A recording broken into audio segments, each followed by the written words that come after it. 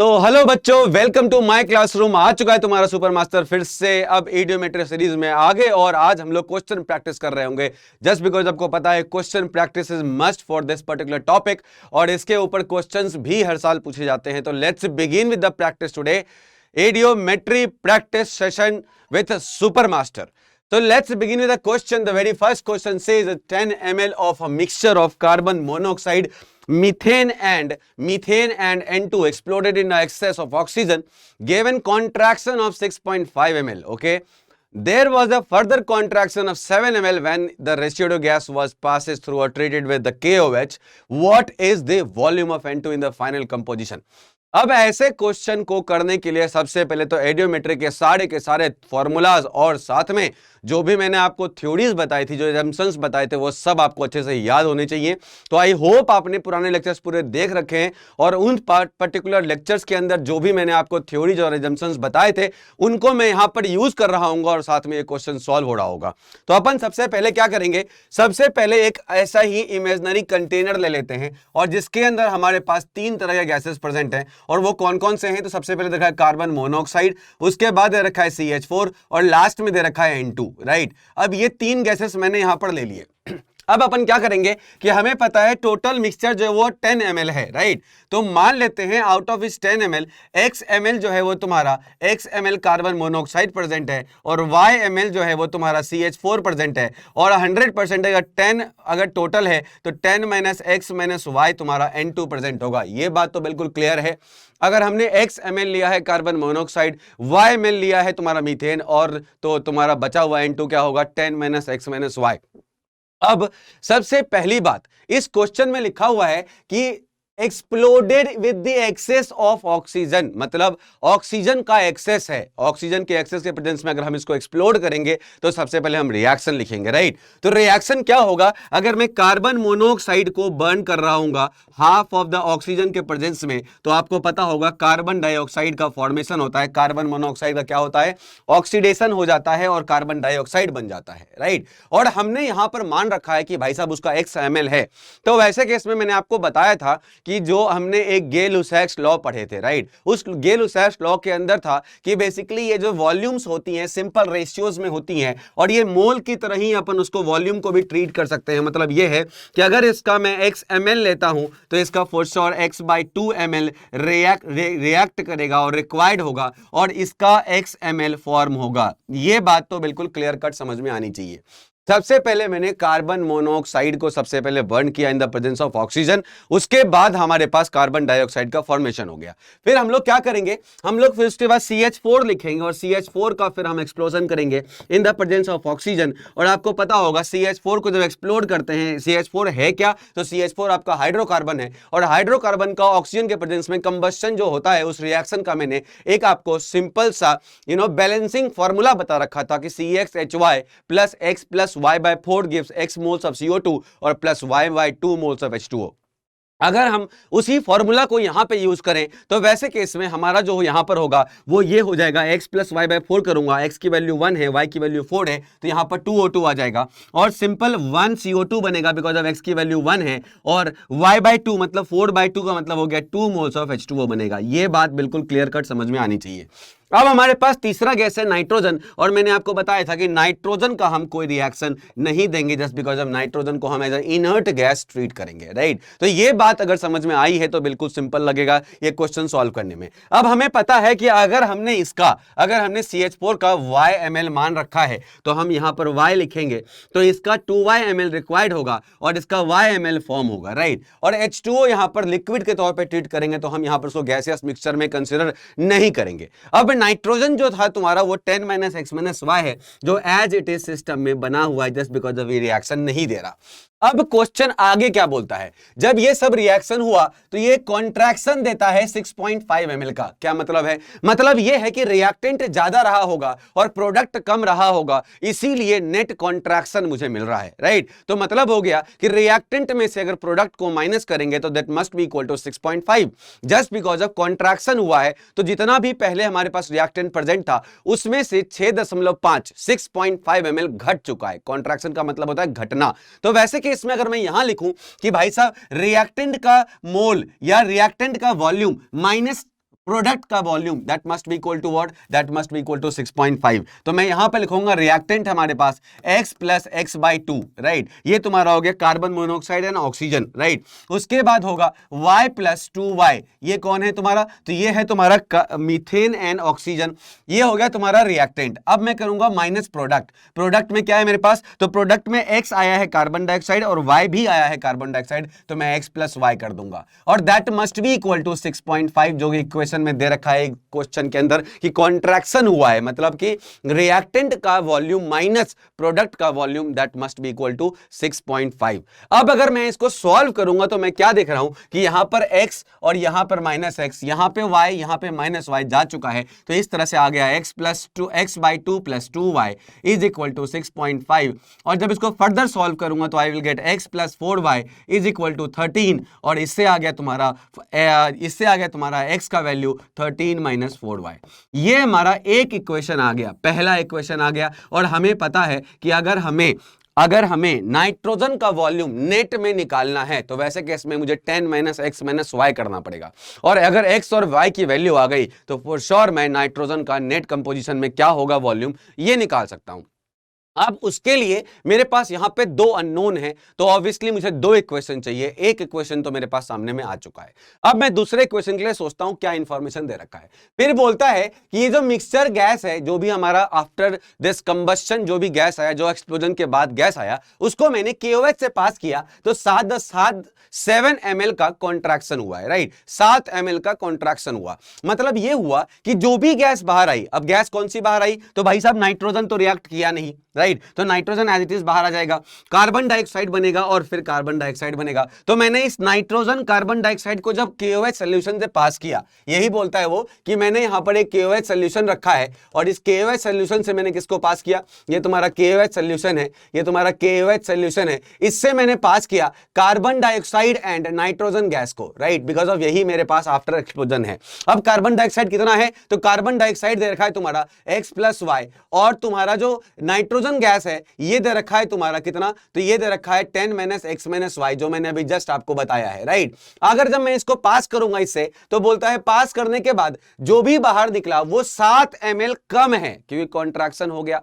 अब आप ही बताओ, रेसिड्यू गैस को जब मैंने पास किया, मतलब वाटर को नहीं, रेसिड्यू गैस को, जो गैस बचा हुआ है उस गैस को मैंने KOH से पास किया। अब मैंने एक थ्योरी में आपको बताई है किसमें, एडियोमेट्री के अंदर ही, ये KOH जो होता है वो एब्जॉर्बेंट की तरह बिहेव करता है, किसके लिए, तो KOH एब्जॉर्बेंट की तरह बिहेव करता है तुम्हारे कार्बन डाइऑक्साइड के लिए, राइट। नाइट्रोजन के लिए वो एज ए एब्जॉर्बेंट बिहेव नहीं करता है। तो मतलब यहां पर ये हो गया कि जो KOH के यहां पर सॉल्यूशन है ये कार्बन डाइऑक्साइड को खा जाएगा, राइट, और कार्बन डाइऑक्साइड को खा जाने के बाद जो बाहर निकलेगा वो बचेगा बस नाइट्रोजन, और नाइट्रोजन की वैल्यू है 10 minus X minus Y, right. मतलब ये बाहर निकल गया और अंदर का x प्लस वाई उसने खा लिया। इसका मतलब यह है कि जो भी KOH खाएगा that must be equal to 7, मतलब x प्लस वाई जो कार्बन डाइऑक्साइड बन के अंदर गया है वो पूरा का पूरा KOH खा जाएगा, और खाने के बाद कितना खाया, तो 7 खाया। तो मतलब ये हो गया कि जो भी ये वैल्यू है that must be equal to what, that must be equal to 7। देखो सिंपल हो गया, मतलब x plus Y must be equal to 7। अब अगर हम यहां से x की वैल्यू यहां पे डाल दें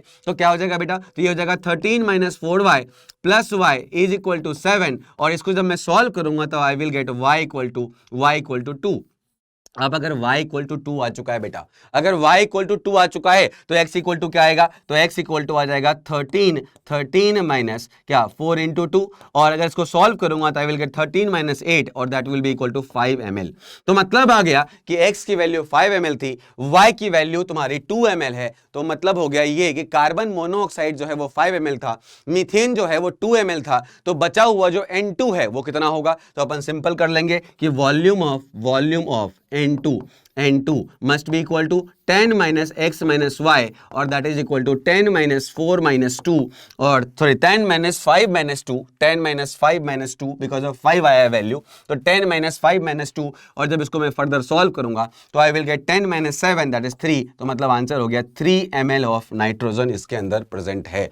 तो मेरा ऑप्शन नंबर ए हमारा करेक्ट आंसर होगा, और इस तरह से हमने नाइट्रोजन का वॉल्यूम निकाल लिया फाइनल कंपोजिशन के अंदर, राइट। हमने दो इक्वेशन जनरेट करे, इक्वेशन नंबर 1, इक्वेशन नंबर 2, और दो इक्वेशन है, दो अननोन है, हमने सॉल्व करके निकाल दिया एक्स और वाई का वैल्यू, और एक्स और वाई का वैल्यू अगर आ चुका है तो फॉर एग्जांपल फॉर श्योर मैं n2 का भी वॉल्यूम निकाल सकता हूं, जस्ट बिकॉज ऑफ n2 का वॉल्यूम क्या होता है 10 - x - y, और फर्दर सॉल्व करके वी विल गेट 3 ml। मतलब इनिशियल कंपोजिशन के अंदर तुम्हारा जो कार्बन मोनोऑक्साइड था वो 5 ml था, जो मीथेन था वो 2 ml था, और जो तुम्हारा नाइट्रोजन था वो 3 ml प्रेजेंट था, और टोटल मिला के वो 10 ml हो गए।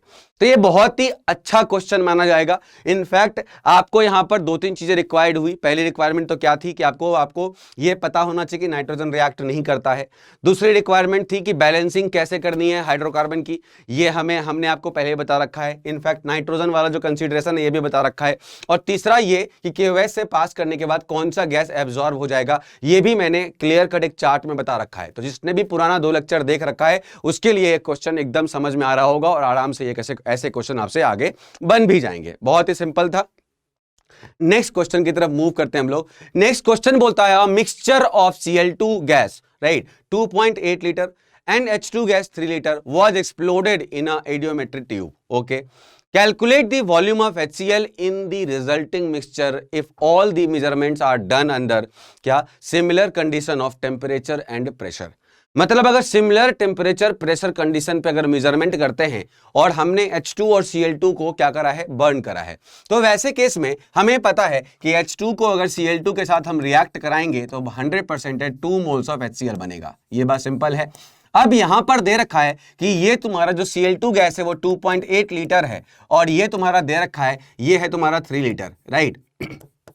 तो आप ही देखो बच्चा, यहां पर अपन जैसा मैंने आपको पहले बताया था एज पर Avogadro law and Gay Lussac's law कि भाई साहब ये सिंपल रेशियो में रिएक्ट करके सिंपल रेशियो में बनाते हैं प्रोडक्ट। तो वैसे केस में 1 मोल से रिएक्ट करके 2 मोल बनाता है, राइट। मतलब 1 वॉल्यूम जो है वो 1 वॉल्यूम से रिएक्ट करता है और 2 वॉल्यूम बनाता है at similar temperature and pressure condition, right. तो वैसे केस में भाई साहब अगर इसका 2.8 लीटर है, अगर इसका 1 से करता है तो इसका 2.8 इसका 2.8 से करेगा, तो आफ्टर सम टाइम टी जब रिएक्शन पूरा हो जाएगा तो ये तुम्हारा टी इक्वल टू 0 पे कंडीशन था, यहां पे कुछ भी नहीं बना था। एट आफ्टर टाइम टी जब एक्सप्लोजन पूरी तरह से हो चुका है तो मतलब ये पूरी तरह से कंज्यूम हो जाएगा और इसका 0.2 रह जाएगा, और चूंकि इसके एक वॉल्यूम से इसका 2 वॉल्यूम बनता है तो इसके 2.8 लीटर से इसका 5.6 लीटर बन रहा होगा। मतलब समझ में आ गया कि बेसिकली एक वॉल्यूम चूंकि 2 वॉल्यूम प्रोड्यूस करता है तो 2.8 लीटर वॉल्यूम कितना प्रोड्यूस करेगा, 5.6 litre volume of HCl produce करेगा।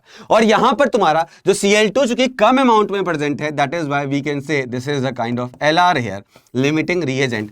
That is why LR is only the one which decides the product, right? The amount of product कितना वो फॉर्म होगा वो LR ही डिसाइड करता है। तो यहां पर वो पूछ भी रहे थे कि बताओ HCl का वॉल्यूम क्या होगा, तो वैसे केस में मेरा आंसर बी होगा, दैट इज 5.6 लीटर्स। सो इस तरह से ये क्वेश्चन कंपैरेटिवली आसान होगा, लेकिन यहां पर भी हमें थ्योरी कंसीडरेशन करने पड़ेंगे, एवोगैड्रो वाला और गै-लुसाक्स वाला, राइट। सो तो बच्चों next question is 1 litre of a mixture of carbon monoxide and carbon dioxide is taken, right. The mixture is pass through a tube containing red hot charcoal. अब red hot charcoal क्या होता है, तो nothing but carbon होता है, right. The volume now become 1.6 litres. अगर हमने इसको पास कराया तो 1.6 लीटर वॉल्यूम हो गया। The volume are measure under the same condition, okay, वो होना भी चाहिए, just because of Gay Lussac's law और एवोगैड्रो लॉ को फॉलो करने हमें ये कंडीशन चाहिए होता है। फिर बोलता है the volume of find the volume of carbon monoxide in the initial mixture क्या होगा। तो वैसे केस में सबसे पहले अपन क्या करेंगे, सबसे पहले अपन ये देखेंगे कि हमारे पास जो इनिशियल मिक्सचर था वो कौन कौन था। तो सबसे पहले मेरे पास इनिशियल मिक्सचर में कार्बन मोनोऑक्साइड था और कौन था बेटा, कार्बन डाइऑक्साइड था, राइट। अब वैसे केस में अगर मान लेते हैं कि वॉल्यूम जो टोटल 1 लीटर है उसमें से carbon dioxide x litre present है और ये जो है वो हो जाएगा 1 - x लीटर प्रेजेंट, ये सिंपल हो गया। अब मैंने इसको पास करवाया रेड हॉट चारकोल से। अब रेड हॉट चारकोल क्या होता है, तो मैंने जस्ट बताया आपको, ये नथिंग बट कार्बन ही है, राइट। तो ये कार्बन से मैंने इस पर्टिकुलर मिक्सचर को पास कराया। तो जब मैं मिक्सचर को पास करा रहा हूँ तो मेरे पास क्या होगा, यहां पर देखो, यहां पर कार्बन डाइऑक्साइड भी आएगा कार्बन के साथ और कार्बन मोनोऑक्साइड भी आएगा कार्बन के साथ। इंडिविजुअल रिएक्शंस लिखना चाहिए हमें। और यहां पर कार्बन डाइऑक्साइड या कार्बन के साथ ऐसा कोई रिएक्शन होगा? हाँ होगा, बिल्कुल होगा बेटा, कार्बन मोनोऑक्साइड का नहीं होगा। ठीक है, ये ध्यान रखना, इसका कोई रिएक्शन नहीं होगा जस्ट बिकॉज अभी अपने रिड्यूस्ड फॉर्म में ही है। अब अगर कार्बन डाइऑक्साइड का मिक्सचर का अगर रिएक्शन होगा, कार्बन डाइऑक्साइड का रिएक्शन होगा इन दी मिक्सचर, तो वैसे केस में हमने यहां पे लिख रखा है कार्बन डाइऑक्साइड इज एक्स, तो अगर इसका एक्स है तो इसका भी एक्स रिएक्ट करेगा और इसका जो तुम्हारा 2 कार्बन मोनोऑक्साइड फॉर्म होगा तो यहां पर इसका 2x फॉर्म होगा, राइट। तो मतलब after reaction you will have क्या, x moles of carbon dioxide will convert to 2x moles of carbon monoxide, और मेरे पास पहले से 1 - x litre of carbon monoxide present था। तो जब मैं इसको और फर्दर देखूंगा, इसका ऑब्जर्वेशन करूंगा, तो मैं क्या देखूंगा, अब सोल्यूशन के अंदर बस कार्बन मोनोऑक्साइड प्रेजेंट है, बिकॉज ऑफ पहले से कार्बन मोनोऑक्साइड जो था उसने रिएक्ट किया नहीं, और जो कार्बन डाइऑक्साइड था वो भी कार्बन मोनोऑक्साइड में कन्वर्ट हो गया। तो अगर अपन यहां पर देखें कि मेरे पास पहले से हमारे पास 1 - x प्रेजेंट था कार्बन मोनोऑक्साइड, और अभी बाहर से फॉर्म हो गया 2x, तो टोटल हो गया 1 + x कार्बन मोनोऑक्साइड। अब बोलता है after treating like this you will have net mixture solution is 1.6 litres. मतलब क्या हो गया, मतलब ये हो गया कि 1 + x इज इक्वल टू 1.6, और इससे x की वैल्यू आ गई 0.6। मतलब यहां पर x जो है वो 0.6 लीटर्स है। अब अगर x 0.6 लीटर है तो वो पूछ क्या रहा है, find the volume of carbon monoxide in the initial mixture. तो इनिशियल मिक्सचर के अंदर मैं क्लियरली देख पा रहा हूं कि कार्बन मोनोऑक्साइड जो है 1 - x है, तो मैं लिखूंगा इन द इनिशियल मिक्सचर मेरा जो होगा यहां पर इनिशियल मिक्सचर के अंदर वो कार्बन मोनोऑक्साइड जो है वो 1 - x लीटर है, राइट। 1 - x लीटर है, तो मतलब हो गया 1 - 0.6 लीटर, और इससे आंसर आ गया मेरा 0.4 लीटर। ये भी क्वेश्चन आसान माना जाएगा, जेईई मेन में से क्वेश्चंस आ सकते हैं, नीट में से क्वेश्चंस आ सकते हैं, तो आंसर होगा मेरा डी। ठीक है, यहाँ पे सिंपल एवोगैड्रो लॉ फॉलो कर लेना था और स्टोइकियोमेट्री को फॉलो करते हुए वॉल्यूम रिलेशन लगानी थी कि एक वॉल्यूम 2 वॉल्यूम प्रोड्यूस कर रहा है तो x volume 2x volume produce करेगा। बस सिंपल क्वेश्चन था, आराम से आंसर जाएगा, तो इसका आंसर होगा डी। अब नेक्स्ट क्वेश्चन है 60 ml of a mixture of nitrous oxide and nitric oxide was exploded with excess of hydrogen. Okay, तो nitrous oxide and nitric oxide ये दोनों चीजें को इन्होंने एक्सप्लोड करा। पूछ रहा बताओ मिक्सचर में क्या कैसे होगा, तो हमने एक्सप्लोड करना पहले किसको बताओ, तो हमने एक्सप्लोड करना है N2O और NO को, राइट। तो N2O और NO को हम एक्सप्लोड कर देते हैं in the presence of hydrogen, excess of hydrogen. तो मैंने कुछ ऐसा लग रहा है देख के, अगर मेरे को इंफॉर्मेशन नहीं भी है रिएक्शन की, तो भी मैं ये जानता हूं कि हाइड्रोजन के प्रेजेंस में अगर ऑक्साइड को मैं बर्न करूंगा तो पानी बाहर निकलेगी, तो मैंने पानी बाहर निकाल दिया इससे। और सिमिलर फैशन में हमने NO में भी पानी ऐड करा है, हाइड्रोजन ऐड करा, और हम बनाएंगे N2 और प्लस बना देंगे पानी। ठीक है भाई, ये तो बन गया। अब बोलता है कि 60 ml टोटल है, तो मान लेते हैं ये x है तो 100% है, ये 60 - x रहा होगा, बिल्कुल सही है। अब स्टोइकियोमेट्री का सबसे बड़ा प्रॉब्लम ये होता है कि हमें इसको बैलेंस करके आगे बढ़ना पड़ता है। तो सबसे पहला काम करेंगे, रिएक्शन को बैलेंस करेंगे। रिएक्शन को बैलेंस कर लेते हैं, तो रिएक्शन को बैलेंस करेंगे तो अपन क्लियरली देख रहे हैं N2 H2O बैलेंस्ड है। तो यहाँ पे बैलेंस नहीं है, तो मैंने यहाँ पे 2 लगा दिया, N2 बाहर आ गया। अब उसके बाद 2 H2 है, तो 100% अगर यहाँ पर 2 लगा दूं और यहाँ पर 2 लगा दूं तो ये भी क्या हो गया, बिल्कुल बैलेंस हो चुका है। अब अपन क्या देख रहे हैं कि इसका एक वॉल्यूम से रिएक्ट करता है और इसका एक वॉल्यूम बनाता है, isn't it? देखो, अगर मैं पानी को नहीं ट्रीट करता हूं एज अ गैस, तो वैसे केस में 1 वॉल्यूम देगा। और यहां पर क्या दिख रहा है मेरे को, तो यहां पर इसका 2 वॉल्यूम इसके 2 वॉल्यूम से रिएक्ट करता है और हमें मिलता है इसका 1 वॉल्यूम। ये दोनों चीजें तो बिल्कुल क्लियर होनी चाहिए। अब इस क्वेश्चन के अंदर बोलता है if 38 ml of nitrogen was formed, right. तो वैसे केस में अपन ऐसा करते हैं, सबसे पहले कंपैरिजन कर लेते हैं। एक वॉल्यूम देता है तो x वॉल्यूम क्या देगा, तो x वॉल्यूम देगा। अब चूंकि यहां पर वॉल्यूम ml में है, तो मैं यहां पर x ml जो है वो क्या देगा इसका, तो इसका x ml देगा। ठीक है, इसका x ml देगा और इसका x ml ये रिक्वायर करेगा, राइट, बर्निंग करने के लिए।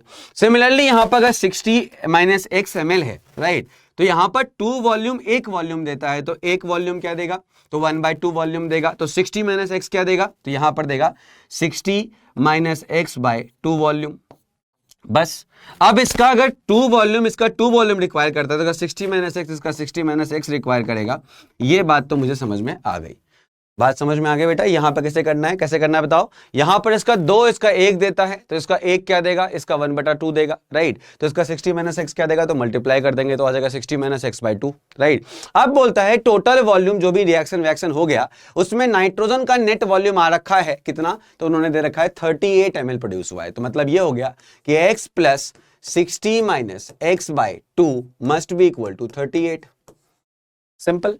अब इसको सॉल्व कर लेते हैं तो इससे आ जाएगा 2x + 60 - x is equal to कितना आ जाएगा बेटा, 76।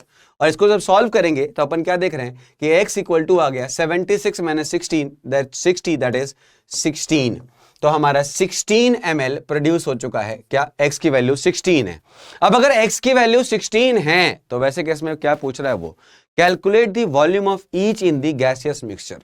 अब गैसियस मिक्सचर के अंदर अगर अपन देखें इनिशियली क्या क्या प्रेजेंट था, ऑप्शंस देख के क्लियर लग रहा है कि ये इनिशियल में क्या क्या प्रेजेंट, कैसे कैसे प्रेजेंट है, इसके बारे में पूछ रहा है। तो इनिशियली मेरे पास नाइट्रोजन के 2 ऑक्साइड्स हैं, कौन कौन से, नाइट्रस एंड नाइट्रिक। अगर मैं सॉल्व करूंगा x की वैल्यू 16 रख के तो एक की वैल्यू तो 16 ही आएगी और दूसरी की वैल्यू कितनी आएगी, तो दूसरी की वैल्यू आएगी 60 - x दैट इज 44। तो मतलब यहां पर हो गया कि N2O का 16 आएगा। अब N2O कहां पर है 16, देखो N2O 16 कहां है, इस ऑप्शन में दिख रहा है। और NO का 60 - x आएगा, मतलब 60 - 16 आएगा और 60 - 16 कितना होगा, 44। तो मेरा ऑप्शन नंबर क्या होगा, ए होगा। तो यहां पर सिंपल था answer will be A.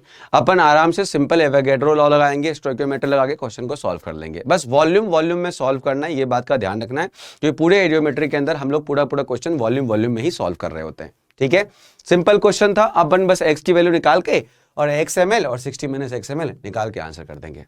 So the next question बच्चा, गैसियस हाइड्रोकार्बन वेपर डेंसिटी 15 है, right, having volume of 10 ml was exploded with excess of oxygen. Okay, मतलब कोई भी हाइड्रोकार्बन का वेपर डेंसिटी 15 दे रखा है और उसका 10 ml वॉल्यूम है, उसको हमने एक्सप्लोड कर दिया in the excess of oxygen. That's great.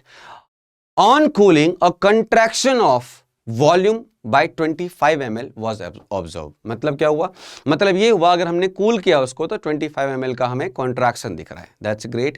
Calculate the molecular formula of hydrocarbon. अब ऐसे केस में अपन क्या करेंगे, सबसे पहला काम तो ये करेंगे, अगर इस क्वेश्चन में ऑप्शंस दे रखे हैं तो मैं एग्जाम हॉल में एडियोमेट्री का सवाल नहीं मानूंगा इसको, मैं इसको बहुत ही चिल्लर सवाल मानूंगा। सर कैसे सर, अरे बहुत आसान है, देखो कैसे। वेपर डेंसिटी इन्होंने बता दिया, कितना दे रखा है ये 15, राइट। और वेपर डेंसिटी होता क्या है, तो मॉलिक्यूलर मास डिवाइड बाय 2। ये हर बच्चे को पता होता है जिन्होंने मोल कंसेप्ट ठीक ठाक पढ़ रखा है। तो वैसे केस में अगर यहां से हम मॉलिक्यूलर मास सीधा निकाल दें तो हो जाएगा 15 × 2 और दैट इज इक्वल टू 30। मेरा क्वेश्चन सॉल्व हो गया, बिकॉज मैं ऑप्शन में चेक कर लूंगा किसका मॉलिक्यूलर मास 30 आ रहा है। तो पहले वाले का चेक करूंगा तो 12 × 6 = 72, बहुत ज्यादा हो गया। तो 12 × 4 = 48, बहुत ज्यादा हो गया। तो 12 × 2 = 24 + 6 × 1 = 6 दैट इज 30। तो मतलब मेरा आंसर हो गया सी। सिंपल, खत्म क्वेश्चन, आगे बढ़ जाएंगे। लेकिन अगर मान लो यही क्वेश्चन एडियोमेट्री से सॉल्व करने का सोचे तो क्या करेंगे, तो कंसेप्ट बूस्ट करने के लिए इस क्वेश्चन को सीख लेते हैं कैसे करके सॉल्व करना है, ताकि आपका और भी चीजें रिवाइज हो जाए। क्या करेंगे इसमें, देखो ध्यान से। इस क्वेश्चन के अंदर इसने बोला कि कोई भी हाइड्रोकार्बन है, तो मान लेते हैं वो हाइड्रोकार्बन CXHY है। क्या दिक्कत है, हमने आपको बोला ही हमेशा हाइड्रोकार्बन आपको CXHY मान के चलना है, मान लिया आपने। उसके बाद क्या करेंगे, इसमें हमें बैलेंसिंग पता है, x + y/4 times of O2 use करते हैं, तो इससे बन जाता है आपका x मोल्स ऑफ CO2 और y/2 moles of H2O, right. यही बैलेंसिंग होती है, बिल्कुल अच्छे से समझा रखा है मैंने। इसका मतलब ये हुआ कि भाई साहब अगर हम इसका एक वॉल्यूम यूज करते हैं तो इस वाले का मुझे x + y/4 वॉल्यूम यूज करना पड़ता है, ये मतलब है इसका। और इससे जो प्रोड्यूस होता है इसका x वॉल्यूम प्रोड्यूस होता है। और वाटर को हमने यहां पर लिक्विड मान रखा है जस्ट बिकॉज अब जब तक उन्होंने वाटर के बारे में वेपर ना लिख रखा हो तब तक हम इसको लिक्विड मान के चलेंगे। और लिक्विड वाटर का हमें पता है कि जो वॉल्यूम होता है वो नेग्लिजिबल होता है इन फ्रंट ऑफ क्या, तुम्हारे गैस, राइट। मैंने एजम्पशन में लिखा रखा है कि सॉलिड और लिक्विड का वॉल्यूम आप नेग्लिजिबल मान के चलेंगे, राइट। अब यहां पर हमें क्या बताया गया कि 10 ml है जो एक्सप्लोड किया गया, तो मतलब इसका 10 वॉल्यूम है, तो हमने 10 ml ले लिया। अब सोचो आप, अगर इसका 1 वॉल्यूम इसके इतने वॉल्यूम से रिएक्ट करता है तो इसका 10 वॉल्यूम क्या करेगा, तो इसके x plus y by 4 into 10 volume से रिएक्ट करेगा, एकदम सिंपल 10 ml से रिएक्ट करेगा, है ना, इस तरह से। अब इसका 1 अगर इसका x प्रोड्यूस करता है तो उसका 10 क्या प्रोड्यूस करेगा, तो 10x प्रोड्यूस करेगा, एकदम सिंपल हो गया। ओके, अब बोलता है कि जब इसको हमने कूलिंग करा तो एक कॉन्ट्रैक्शन आया 25 ml का। क्या मतलब है, मतलब ये है कि reactant minus product, right, must be equal to what, 25। ये तो सिंपल है, reactant minus product must be equal 25, just because पहले क्वेश्चन में भी मैंने कॉन्ट्रैक्शन में यही किया था कि जब कभी भी कॉन्ट्रैक्शन दे रखा हो तो रिएक्टेंट ज्यादा रहा होगा, प्रोडक्ट कम हो गया होगा, राइट। तो वैसे केस में हम ये लिखेंगे कि भाई साहब रिएक्टेंट कितना है, तो रिएक्टेंट है तुम्हारा 10 plus x plus y by 4 into 10 is equal, और ये हो गया रिएक्टेंट का, राइट, और माइनस 10 इंटू एक्स ये हो गया तुम्हारा प्रोडक्ट का, that must be equal to 25। बिल्कुल सही है। अब इस इक्वेशन को हम सॉल्व कर लेते हैं, तो हमने सॉल्व किया इसको, तो ये 440 टाइम्स में आ गया, यहाँ पर 40 हो गया, ये 4x हो गया, ये y हो गया, और इसमें मल्टीप्लाई कर दो 10 से, 10 तो मल्टीप्लाई है ही, फिर ये 4 यहाँ जाएगा एलसीएम लेके, तो ये भी 40 हो गया, 40x हो गया, इज इक्वल टू 4 यहाँ मल्टीप्लाई हो गया, ये 100 हो गया। इतनी मैथमेटिक्स तो आपको आती होगी, सिंपल सॉल्व करना है, सिंपल हमने इसको सॉल्व किया। अब यहाँ पे दिख रहा है सब में 10 कॉमन है, मैंने 10 कॉमन ले लिया, तो यहाँ आ गया 4 plus 4x plus y, right, और माइनस आ गया 4x is equal to 10 common लिया हुआ है, तो 10 यहाँ से भी कॉमन ले लो, तो यहाँ बच जाएगा यहाँ पर 10, राइट, 10 टेज़ा 100 होता है, बिल्कुल सही है। अब यहां से अगर हमने फर्दर सॉल्व किया इसको, तो सॉल्व कर लेते हैं। तो सॉल्व करने के बाद अपन क्या देख रहे हैं, 4x माइनस 4x ये इससे कैंसिल हो गया, y की वैल्यू आ गई 10 माइनस 4 दैट इज 6, मतलब सीधा मुझे एक ही ऑप्शन दिख रहा है, जस्ट बिकॉज ऑफ हाइड्रोकार्बन का फॉर्मूला है CxHy, तो CX तो पता नहीं अभी तक, लेकिन Y6 है तो CxH6 होना चाहिए। अब एक में ही मेरे को H6 दिख रहा है, एटॉमिसिटी वाइज हाइड्रोजन का 6 दिख रहा है, और वो मेरा ऑप्शन नंबर C है, लेकिन फिर भी हम इसका X निकाल लेते हैं। सर क्या करें उसके लिए एक और इंफॉर्मेशन दे रखा है ना बेटा, क्या दे रखा है कि मॉलिक्यूलर मास जो है इसका वो 30 के इक्वल है, क्योंकि वेपर डेंसिटी 15 था, राइट। अब मॉलिक्यूलर मास होता क्या है, तो मॉलिक्यूलर मास होता है टोटल मॉलिक्यूलर मास। अब टोटल मॉलिक्यूलर मास CxHy का क्या होगा, तो अपन क्या करते हैं, तो x गुने 12 क्योंकि कार्बन का 12 होता है मास, राइट, प्लस y गुने 1 क्योंकि हाइड्रोजन का 1 होता है, इज इक्वल टू 30। देखो सॉल्व कर लेंगे हम इसको। अब इससे आ गया 12x plus y into 1, y कितना है बेटा, तो 6 है, इज इक्वल टू 30 हो गया। और इससे हमने सॉल्व किया जब, तो 12x इक्वल टू आ गया 24, और इस तरह से x की वैल्यू आ गई 2।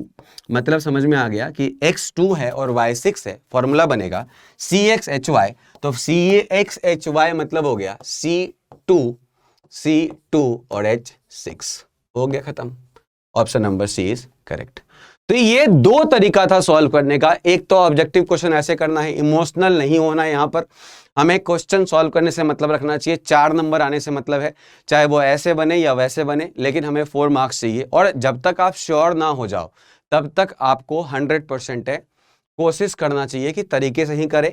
और अगर आप श्योर हो कि नहीं इसके अलावा कोई और ऑप्शन है ही नहीं, 30 मार्क्स वाला कोई है ही नहीं इसमें, तो वैसे केस में यू कैन गो फॉर क्या, you can go for option number C।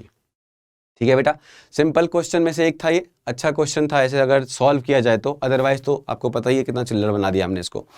अगला क्वेश्चन बोलता है कि 500 ml ऑफ हाइड्रोकार्बन है बर्न किया in the presence of in the excess of oxygen it's 2500 ml of carbon dioxide, that's great. तो सबसे पहला काम करते हैं कि हाइड्रोकार्बन का फॉर्मूला लेट कर लेते हैं, वो है तुम्हारा CxHy, जैसे मैंने हर बार बताया आपको, और ऑक्सीजन होता है इसमें x plus y by 4 volume, right, और इस तरह से बनता है इसका XCO2 और Y/2H2O। अब यहां पर क्या बोलता है, सुनो ध्यान से, यहां बोलता है कि 2500 ml ऑफ कार्बन डाइऑक्साइड बनाया और 3 लीटर ऑफ वाटर वेपर। मतलब क्या है, मतलब यहां पर यह है कि पानी को अब आप एज अ लिक्विड ट्रीट नहीं कर सकते, इसने बता दिया कि ये भी गैस है, वेपर बना रखा है इसका, ये तो गैस है ही है, ये भी गैस है ही है और ये भी गैस है ही है। मतलब यहां पर अब हमें जो इक्वेशन कॉन्ट्रैक्शन वगैरह यूज करेंगे वो पूरे के लिए करेंगे, राइट। अब all the volume are measured at the same temperature and pressure condition, what is the formula of hydrocarbon. तो बहुत ही सिंपल क्वेश्चन है। अपन यहां पे क्या करेंगे, सिंपल अपन ये करते हैं कि भाई साहब अगर यहां पर x CO2 प्रोड्यूस हो रहा है, मतलब हो गया कि x की वैल्यू डायरेक्टली, भाई साहब देखना ध्यान से, 500 ml हाइड्रोकार्बन है, राइट। तो अगर 500 ml हाइड्रोकार्बन है तो वैसे केस में हमें पता है कि एक वॉल्यूम से हमें पता है कि इसका एक वॉल्यूम जो है इसका x वॉल्यूम बनाता है, राइट। बिल्कुल सही है। तो इसका 500 ml वॉल्यूम, इसका 500 ml वॉल्यूम क्या बनाएगा इसका, तो 500 इंटू एक्स बनाएगा, इजंट इट। बिल्कुल सही बात है, एकदम सिंपल है। उसके बाद इसका 500 जो है, इसका 1 वॉल्यूम जो है इसका y/2 वॉल्यूम बनाता है। देखो इसका 1 वॉल्यूम जो है इसका y/2 वॉल्यूम बनाता है, तो यहां पर मैंने y/2 वॉल्यूम लिख दिया। तो इसका 500 वॉल्यूम क्या बनाएगा, तो मैं लिखूंगा 500 y/2, सिंपल हो गया, खत्म क्वेश्चन। अब क्या करें, तो बोलता है 2500 ml कार्बन डाइऑक्साइड, मतलब हो गया ये कि 500x must be equal to 2500, बिल्कुल। और बोलता है 3 लीटर है वाटर वेपर, अब ये ml में है वो लीटर में है, तो मैं क्या करूं, ml में कन्वर्ट कर लूं। तो ये दे रखा है 3000 ml के equal, because of 1 litre equal to 1000 ml होता है, राइट। बस इक्वेट कर दो, तो इससे आ गया, अगर मैं 2 इक्वेशन लिखूं यहां पर तो लिख रहा हूं मैं 500x इज इक्वल टू 2500, और इससे आ गया x का वैल्यू 5, और फिर हमें पता है कि 500 y/2 इज इक्वल टू 3000। तो इस तरह से अपन देखें तो 5 से 6 टाइम्स में चला गया, तो y इक्वल टू हो गया 12, मतलब मेरा फॉर्मूला हो गया C5H12, बिकॉज ऑफ हाइड्रोकार्बन का फॉर्मूला था CXHY, और x की वैल्यू हमारी 5 आई है, y की वैल्यू हमारी 12 आई है, तो मतलब हो गया ये है formula for pentane, answer is a.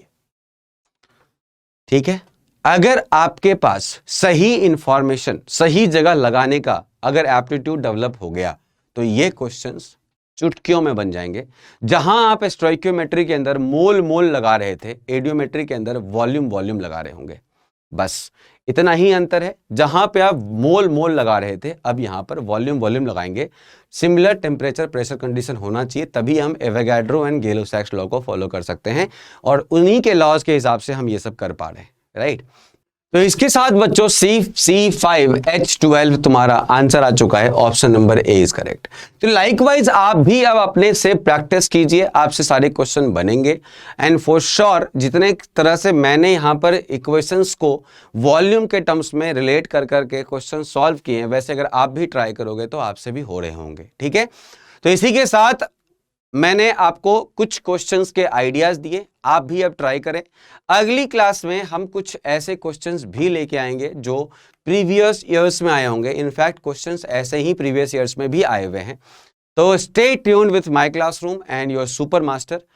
बहुत सारी पढ़ाई करने के लिए बहुत अच्छे कंटेंट्स, और साथ में वो कंटेंट जो आपको इजीली अवेलेबल नहीं है, that too with regular series of lectures, वो मिलेगा आपको माय क्लासरूम चैनल पे। वो भी बेस्ट टीचर इन इंडिया, जो भी आपके बेस्ट टीचर्स हैं पूरे भारत में, वो पढ़ा रहे हैं आपके इस चैनल पे। तो जल्दी जल्दी फटाफट इस चैनल को सब्सक्राइब कर लो, दोस्तों के साथ शेयर कर लो, और साथ में जो बगल में एक बेल आइकन दिख रहा है वो भी दबा दो, ताकि कोई भी लेक्चर सुपर मास्टर का या फिर किसी ऐसे जो भी हमारे बेस्ट टीचर है उनका आप मिस ना करें। तो थैंक यू बच्चों, टेक केयर, बाय।